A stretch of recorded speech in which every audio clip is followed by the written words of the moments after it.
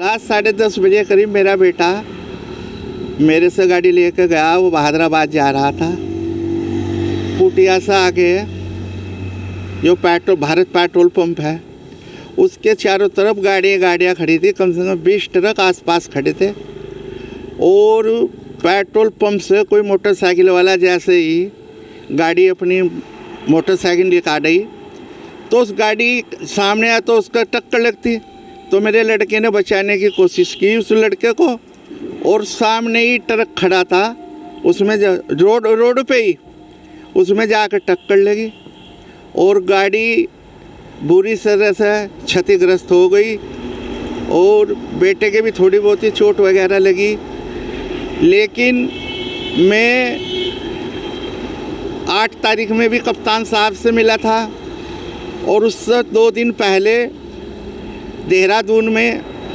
Accident का कारण क्या मानते हैं आप? एक्सीडेंट का कारण ये है कि यहाँ आसपास इतना ट्रैफिक है कि जो बड़े ट्रक वगैरह है वे रोड पे खड़े हो जाते हैं। अवैध पार्किंग यानी कि अवैध पार्किंग भी है। दूसरा ये है, मैं इस विषय को कई बार शासन प्रशासन को भी जगा चुका हूँ। और 5 दिन पहले मेरी देहरादून की हेल्पलाइन से बात हुई थी कि यहाँ पर बहुत जाम लग रहा है।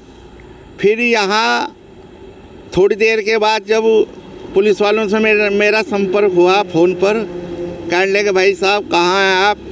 मैं कहा भाई मैं यहीं से हूँ, लेकिन आप ये बताइए जो जाम लग रहा है यहाँ, एक तो पास में अवैध पीट हो गई, चलो कल तो पीट का दिन नहीं था, लेकिन रात के टाइम यहाँ से सड़कों के बराबर में जो बड़े व्हीकल खड़े हो जाते हैं। मैं तो साफ कहना चाहता हूँ इसमें शासन की और प्रशासन की मिलीभगत है। और कल दिन में भी मैं कप्तान साहब से भी मिला, डीएम साहब से भी मिला, एसडीएम साहब, सब लोगों से मिला, काफ़ी लोगों से मिला हूँ, अधिकारियों से। उसके बाद में 5 बजे करीब मेरी इंस्पेक्टर बहादुराबाद अमरजीत से भी बात हुई है। मैं कहा साहब यहाँ से इतना जाम रहता है और एक्सीडेंट की संभावना रहती है।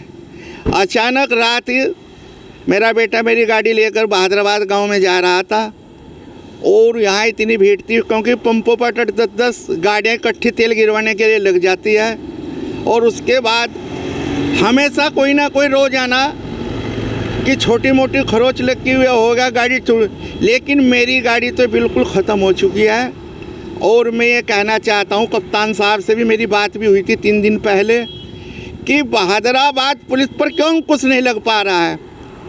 बहादुराबाद में रोज़ाना इन सड़कों पर एक्सीडेंट हो रहा है और एक्सीडेंट का कारण यही है जो अवैध तरीके से यहाँ पर रात को ट्रक खड़े हो जाते हैं सड़क के बराबर में।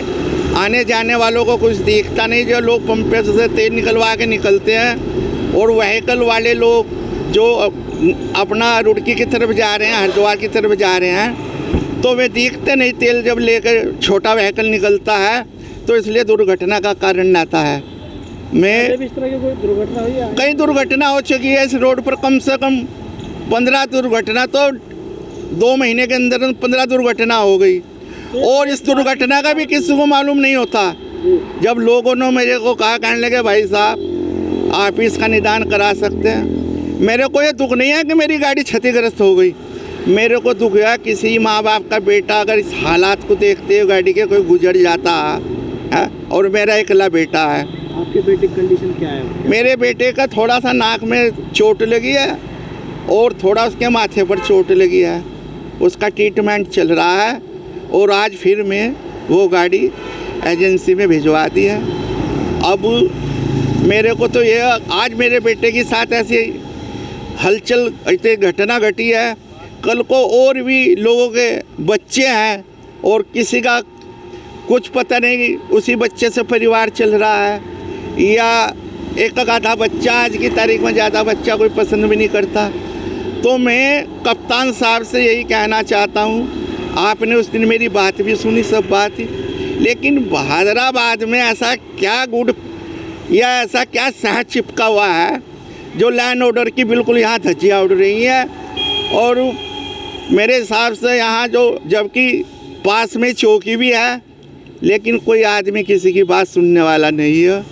इस तरह का यहाँ जो स्टाफ है, मैं तो ये कहता हूँ कप्तान साहब, आप इतना अच्छा काम कर रहे हैं, आपके काम को भी ये बदनाम कर रहे हैं। तो मैं ये कहना चाहता हूँ, यदि कोई आदमी अपनी ड्यूटी के प्रति लापरवाही कर रहा है, ऐसे लोगों को आप यहाँ बहादुराबाद चौकी पर न रखें।